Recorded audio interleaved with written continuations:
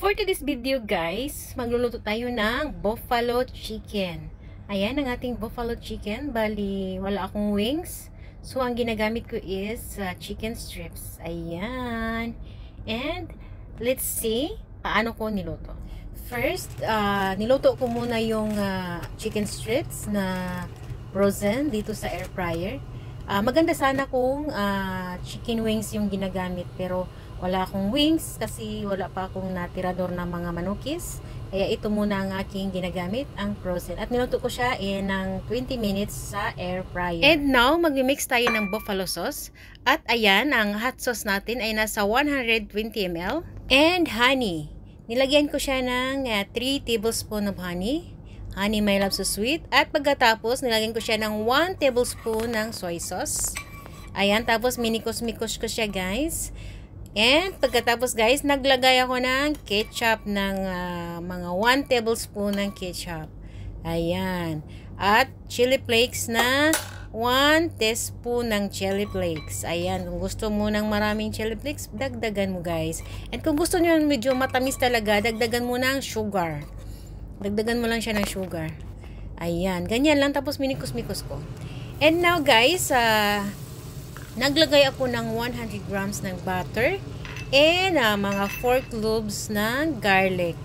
Ayan, minced garlic. Ayan, tapos ayan, tinunaw ko kasabay ang ating minced garlic. Ganyan lang siya guys. Ganito lang kadali maggawa ng buffalo sauce. Ayan, pag may ingredients ka, madali lang talaga. Ganyan lang siya guys. Pag natunaw na yung ating butter, ilagay na natin ang ating gimix na buffalo sauce. Ayan, ang ating hot sauce.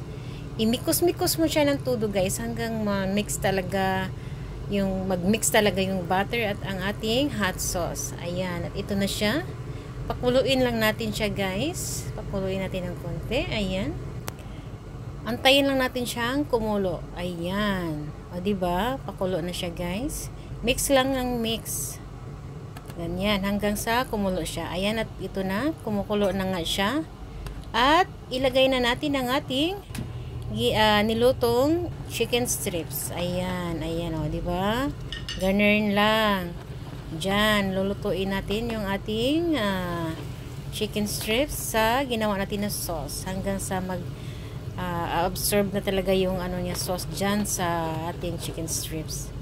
O, diba? Ganyan lang siya kadali, guys. May pulutan ka na, guys. Ayan. May pulutan na. May pang-ulam pa. Saan ka pa? Magluto ka na ng buffalo chicken. At ayan, guys. Nilagyan ko siya ng sesame seeds. Pang dagdag ganda, guys. O, diba? Ang ganda. At ito, guys, tinikman ko nga siya, guys. Ang sarap. Malamig gid siya, guys. Tapos yung alaga ko, guys, nakita niya, kinyain niya lahat. At ito lang yung nakain ko, isang piraso. Pero okay lang kasi nagluto din ako ng para sa akin. Kasi yung sauce, hinati ko. Bali, dalawang order yung maluto doon sa sauce na niluto ko. At ito na, guys. Thank you for watching!